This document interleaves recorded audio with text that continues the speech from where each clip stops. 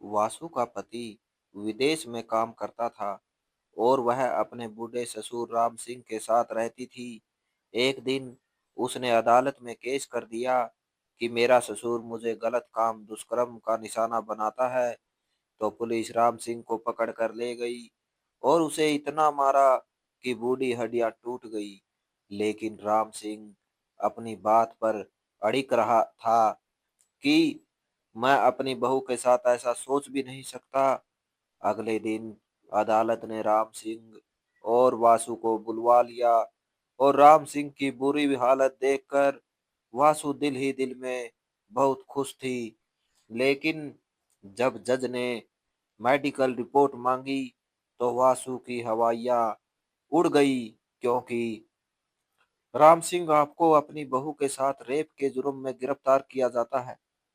भागने की कोशिश करने की बजाय कानून का साथ दीजिए और अपने आप को पुलिस के हवाले कर दीजिए। कठोर चेहरे वाले पुलिस इंस्पेक्टर ने राम सिंह के सामने हथकड़ी लहराई तो उसके जैसे आत्मा उसकी जैसे आत्मा भी कांप गई। पुलिस की गाड़ी उसके दरवाजे के सामने आकर रुकी थी और मोहल्ले के कुछ लोग खिड़कियों और दरवाजों से झांक रहे थे।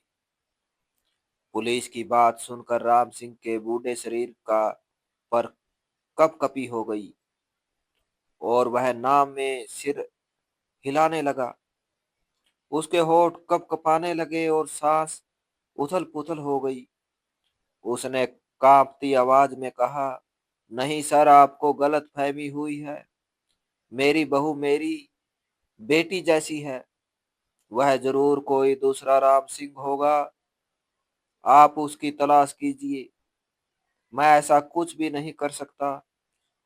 कहते हुए वह आगे बढ़ने लगा तो एक हवलदार ने आगे बढ़कर राम सिंह को पीछे धकेल दिया। धक्का लगने के बाद वह लड़खड़ाकर नीचे गिर गया। जमीन पर गिरते ही उसके बूढ़े शरीर से एक करह निकल गई और वह दोनों हाथों के बल जमीन पर टिक गया। उसके चेहरे पर डर और बेबसी की मिली जुली हालत साफ देखी जा सकती थी। इंस्पेक्टर ने बेरहमी से कहा, पहनाओ इसे हथकड़ी और फौरन थाने लेकर चलो। थाने में जाएगा, इसकी मरम्मत होगी तो सब कुछ सच सच उगल देगा। जो इतने दिनों ने अपराध कर चुका है, बिना किसी डर और खौफ के वह क्या किसी के सामने अपने जुर्म को खाक कबूल करेगा, जब तक कि इसको खुराक ना दी जाए। इंस्पेक्टर की बात सुनकर राम सिंह पर तो जैसे बिजली सी टूट पड़ी। उसके चेहरे का रंग पीला पड़ गया और आंखों के पास काले निशान और साफ हो गई। उसने हाथ जोड़ते हुए कहा, सर, मैं एक इज्जतदार नागरिक हूँ और मुझे अपनी मर्यादाओं का बहुत अच्छे तरीके से पता है। मैं एक धार्मिक व्यक्ति हूँ, ऐसे किसी पाप का बागी नहीं बन सकता। पास ही तो मेरा घर है। चलिए सारी बात वहीं पर मेरी बहू के सामने कर लेते हैं। जब मेरी बहू आपसे कहेगी कि मैंने ऐसा कोई अपराध नहीं किया, तब तो आपको विश्वास हो जाएगा। वह सावलिया नजरों से इंस्पेक्टर की तरफ देखने लगा, मगर इंस्पेक्टर तंज से हंसा और उसे लेकर उसके घर की तरफ चल पड़ा। घर के दरवाजे तक पहुंचते पहुंचते राम सिंह के कदम लड़खड़ा रहे थे। उसे महसूस हो रहा था जैसे उसका हर कदम उसे किसी अंधी खाई की तरफ लेकर जा रहे रहा हो। दरवाजा खटखटाने पर बहू ने दरवाजा खोला था।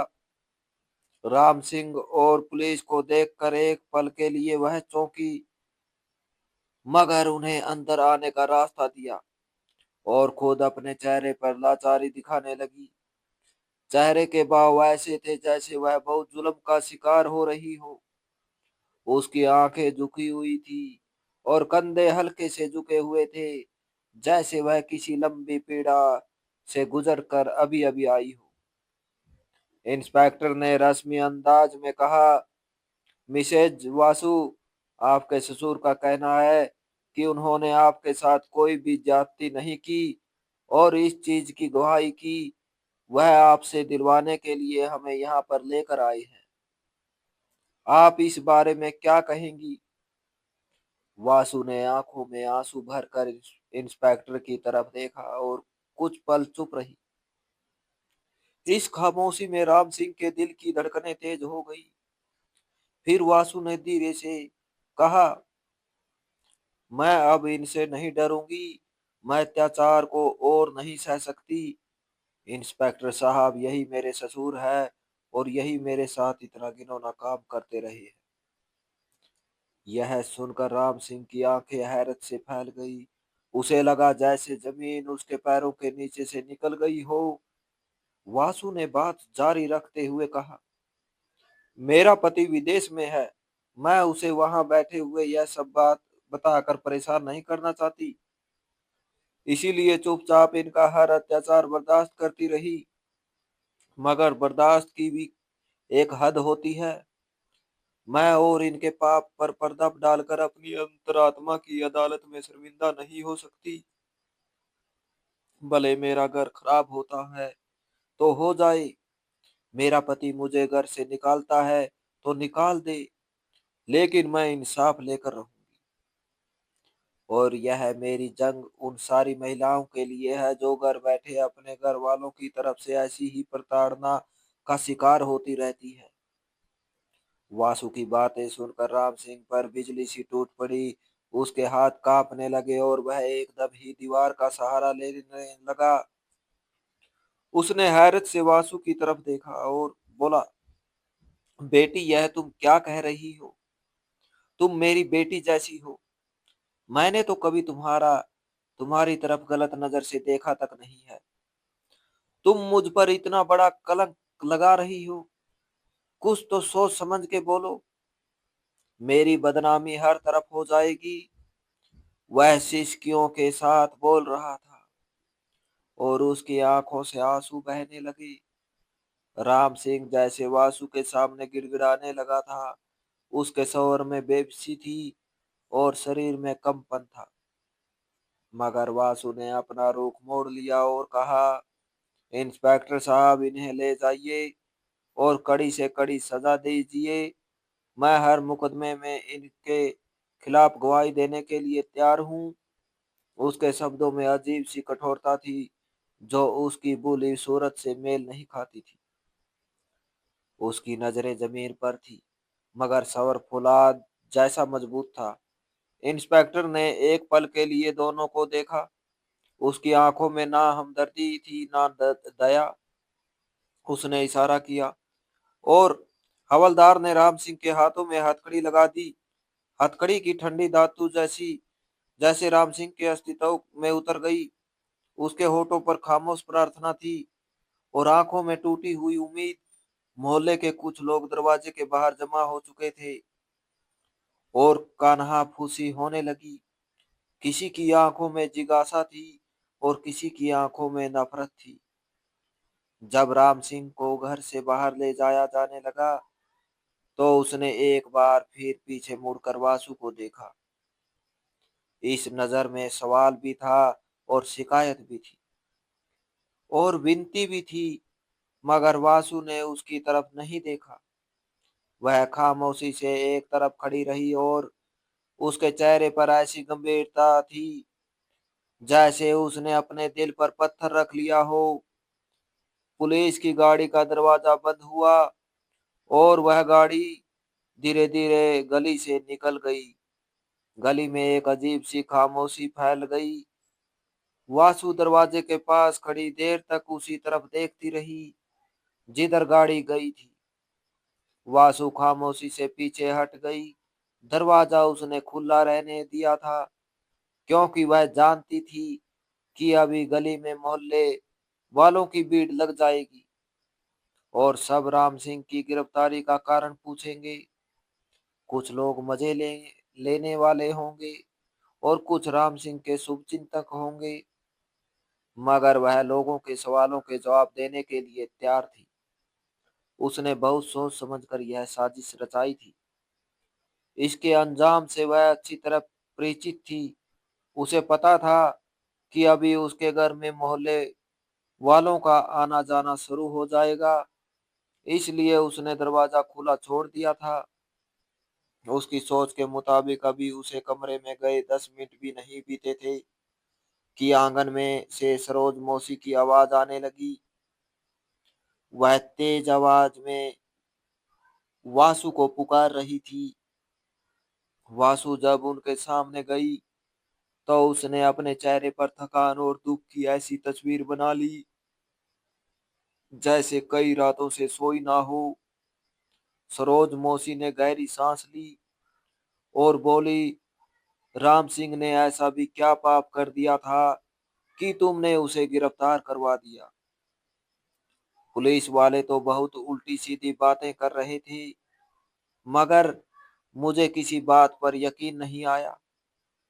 हमारा और राम सिंह का बरसों पुराना साथ है।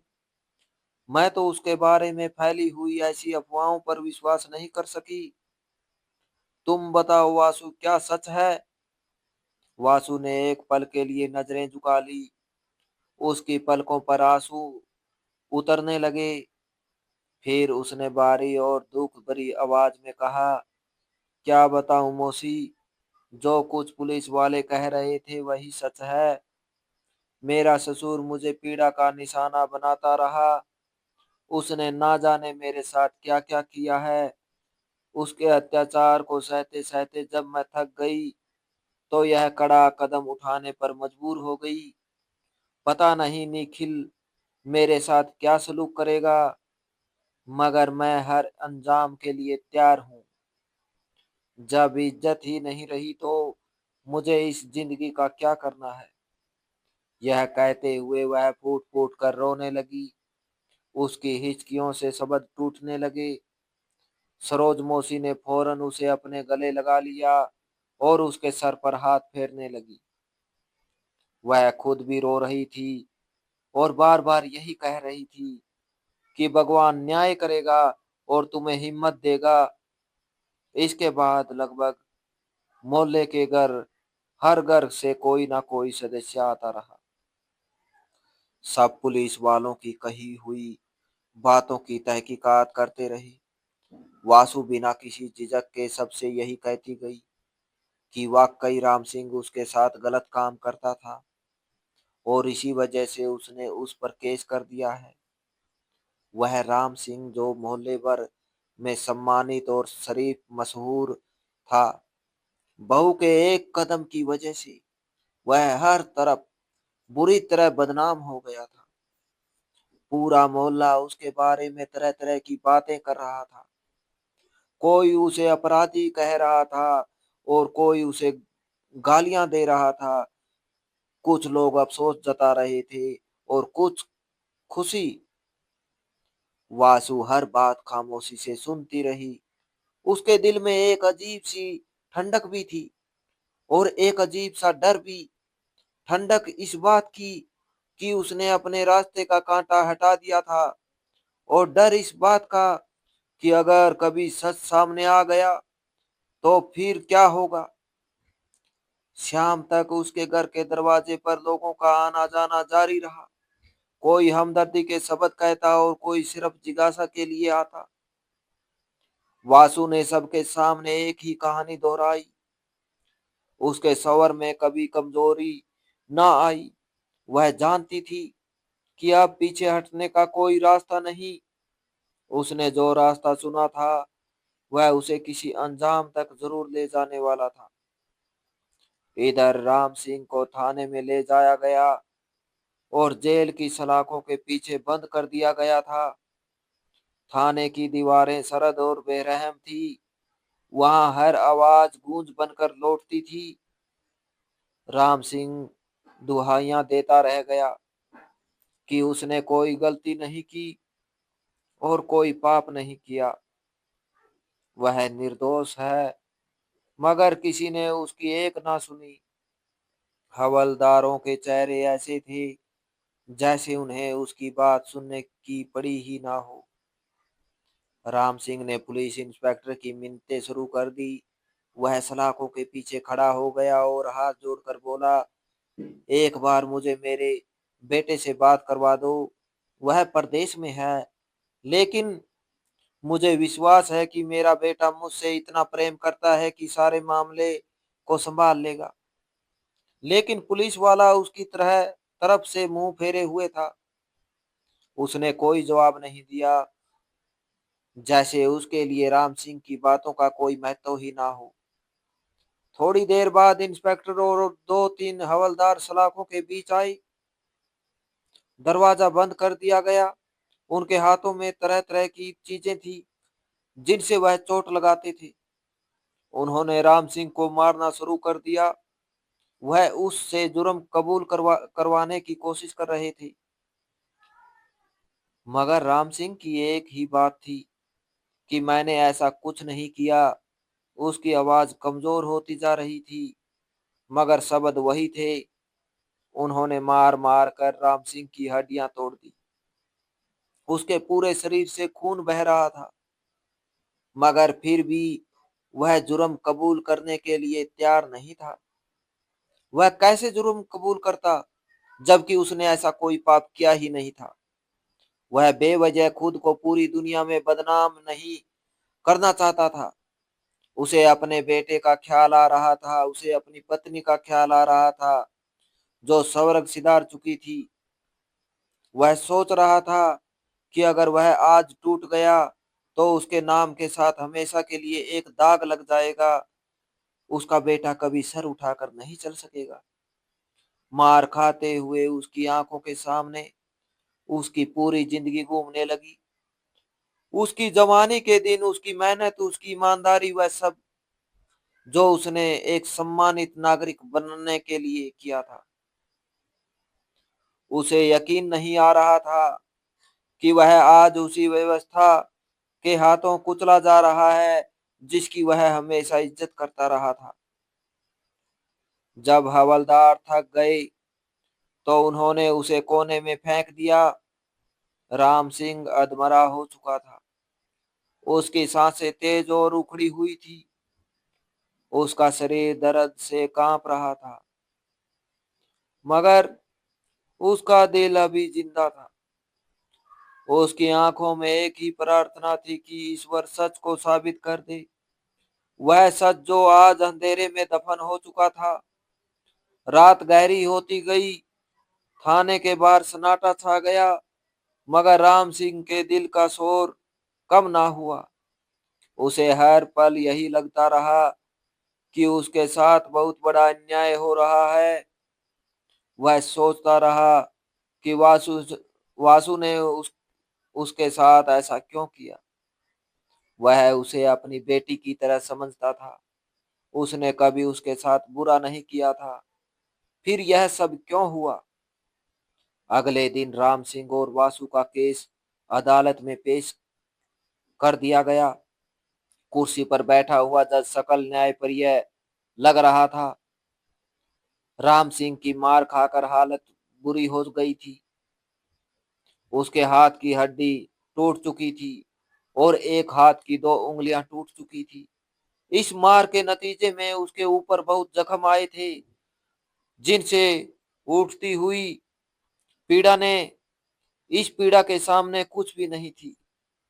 पीड़ा ने राम सिंह को बेहाल कर रखा था, मगर यह इस पीड़ा के सामने कुछ भी नहीं थी। जो बेटी जैसी बहू ने उस पर जबरदस्ती का आरोप लगाकर दी थी, वह जानता था कि हर दुख और हर तकलीफ का इलाज हो जाएगा, लेकिन इस कलंक का इलाज किसी तरह भी संभव नहीं था। वासु भी अपने केस की सुनवाई के लिए अदालत में पहुंच चुकी थी, और उसने जब राम सिंह की ऐसी हालत देखी तो उसे बहुत खुशी हुई थी। उसने कठोर आंखों से राम सिंह की तरफ देखा और राम सिंह को जैसे उसके सारे सवालों के जवाब मिल गए थे। केस की सुनवाई शुरू हो गई। सबसे पहले वासु का वकील आगे आया और उसे वासु की तरफ से लगाए गए आरोपों के बारे में जज को विस्तार से बताया। राम सिंह का कोई भी वकील नहीं था। जज ने राम सिंह की तरफ देखा और कहने लगा, आप इस बारे में क्या कहना चाहेंगे। और आपका वकील कौन है? राम सिंह ने कांपती आवाज में कहा। जज साहब, मेरा कोई वकील नहीं है और मेरा न्याय मेरा ईश्वर करेगा। मैंने यह सब नहीं किया। जज ने राम सिंह की बात भी ध्यान से सुनी थी और फिर वासु की तरफ देखा और उसे अपनी मेडिकल रिपोर्ट्स पेश करने के लिए कहा। जज की बात सुनते ही वासु के पैरों के नीचे से जमीन निकल गई। यह तो उसने सोचा ही नहीं था कि उसे मेडिकल रिपोर्ट्स पेश करने का आदेश दे दिया जाएगा। उसका चेहरा बिल्कुल सफेद पड़ गया। वह जानती थी कि मेडिकल रिपोर्ट्स अदालत में पेश हो जाने का क्या मतलब होगा। उसका सच सामने आ जाएगा। काश यह बात उसके दिमाग में पहले आ जाती, मगर अब उसने खुद ही मुसीबत को न्योता दे दिया था। अदालत में ही वासु के सैंपल ले लिए गए और उसका पूरा मेडिकल भी करवाया गया। 2 दिन बाद रिपोर्ट्स मिलने वाली थी और केस की सुनवाई को भी 2 दिन के लिए स्थगित कर दिया गया था। जज साहब को मेडिकल रिपोर्ट देखकर ही फैसला करना था। 2 दिन बाद अदालत एक बार फिर लोगों की भीड़ से भरी हुई थी। राम सिंह को जेल से लाया गया तो वह पहले से भी ज्यादा कमजोर नजर आ रहा था।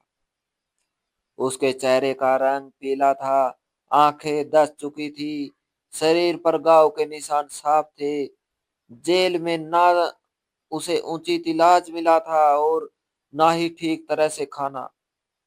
हर कदम उसके लिए बोझ बन चुका था, मगर वह फिर भी खामोशी से चलता रहा। शायद वह उस दिन का इंतजार कर रहा था जब सच खुद बोलेगा। वासु भी अदालत में मौजूद थी। उसके चेहरे पर अब वह विश्वास न था जो पहले दिन था। वह बार बार नजरें चुरा रही थी। जज अपनी सीट पर आया और कार्रवाई शुरू की हुई। सबसे पहले मेडिकल रिपोर्ट्स पेश की गई। रिपोर्ट्स देखते ही अदालत में खामोशी छा गई। रिपोर्ट्स में स्पष्ट था कि वासु के आरोप चिकित्सक साक्ष्यों मेडिकल एविडेंस से साबित नहीं होते। किसी तरह की जबरदस्ती या रेप का कोई सबूत मौजूद नहीं है था। रिपोर्ट्स बिल्कुल उलट आई थी। इसके बाद एक और फाइल पेश की गई। इसमें वासु के मोबाइल डाटा और गवाहों के बयान थे। इन सबूतों से साबित हुआ कि वासु किसी और पुरुष के साथ संबंध में रही थी। उसके संदेशों और मुलाकातों का रिकॉर्ड मौजूद था। अदालत में मौजूद लोग एक दूसरे को देखने लगे। वासु का चेहरा सफेद पड़ गया। उसके हाथ कांपने लगे और वह कुर्सी पर सिमट सी गई। जज ने कठोर स्वर में कहा कि अदालत के सामने एक निर्दोष व्यक्ति को झूठे आरोप में फंसाया गया है। अदालत ने राम सिंह को बाइज्जत बरी करने का ऐलान किया और वासु के खिलाफ झूठा आरोप लगाने और अदालत को गुमराह करने के तहत कार्रवाई का आदेश दिया। यह सुनते ही राम सिंह की आंखों में आंसू भर आए, मगर वह खुशी के आंसू ना थे, बल्कि उन दिनों की पीड़ा के थे जो वह बर्दाश्त कर रह चुका था। मगर उस पल राम सिंह के शरीर ने उसका साथ छोड़ दिया। वह हल्का सा लड़खड़ाया और फिर अचानक जमीन पर गिर पड़ा। अदालत में शोर मच गया। सबकी नजरें उसी पर जम गई। कोई पानी लाने भागा, कोई उसे उठाने के लिए आगे बढ़ा, मगर उसका शरीर बेजान सा पड़ा था। उसके शरीर पर एक अजीब सा सुकून था, जैसे अब उसे किसी से कुछ कहना बाकी ना रहा हो। उसी पल अदालत के दरवाजे खुले और निखिल अंदर आया। वह जल्दी में था और सांस सांस फूली हुई थी। एक पड़ोसी ने उसे फोन करके सब कुछ बता दिया था और वह पहली फुर्सत में इंडिया आ गया था। वह पिता को देखकर दौड़कर आगे बढ़ा, मगर तब तक बहुत देर हो चुकी थी। राम सिंह आंखें बंद कर चुके थे। वह सच सुनने के बाद भी जिंदगी की जंग हार चुके थे। निखिल ने पिता के सर को अपनी गोद में रखा और फूट फूट कर रो पड़ा। उसकी सिसकियां अदालत की खामोश फिजा में गूंजने लगी। फिर वह धीरे से उठा और वासु की तरफ देखा। उसकी नजर में गुस्सा भी था और नफरत भी। उसने जज के सामने खड़े होकर कहा कि वह वासु को हमेशा के लिए त्यागता है और उस इसके लिए कठोर सजा की मांग करता है, और साथ ही इन पुलिस ऑफिसर हवलदार को भी कड़ी से कड़ी सजा दी जाए। अदालत ने वासु को हिरासत में लेने के आदेश दे दिया और पुलिस वालों के खिलाफ केस किया गया। उसका सर झुक गया और आंसू बहने लगे, मगर अब इन आंसुओं की कोई कीमत ना थी। उसने जिस खेल की नींव झूठ पर रखी थी, वही खेल उस पर भारी पड़ गया था। राम सिंह को निर्दोषता का प्रमाण मिला, मगर वह उसे देखने के लिए जिंदा ना थे। निखिल ने पिता के शव को गले लगाया और मन ही मन वादा किया कि वह इनके नाम को हमेशा पवित्र रखेगा। अदालत खाली होने लगी, मगर उस दिन वहां मौजूद हर इंसान के दिल पर एक बोझ रह गया। यह बोझ उस सच का था जो बहुत देर से सामने आया। तो दोस्तों, इस कहानी को लेकर आपकी क्या राय है? कमेंट बॉक्स में कमेंट करके जरूर बताएं, और अगर आपको हमारी आज की कहानी अच्छी लगी हो तो प्लीज इसे लाइक जरूर करें। अगर आपने अभी तक हमारे एसके की जुबानी 2.0 चैनल को सब्सक्राइब नहीं किया तो जरूर कर लीजिए। तो मिलते हैं ऐसी ही एक और मोटिवेशनल कहानी के साथ। Thanks for watching.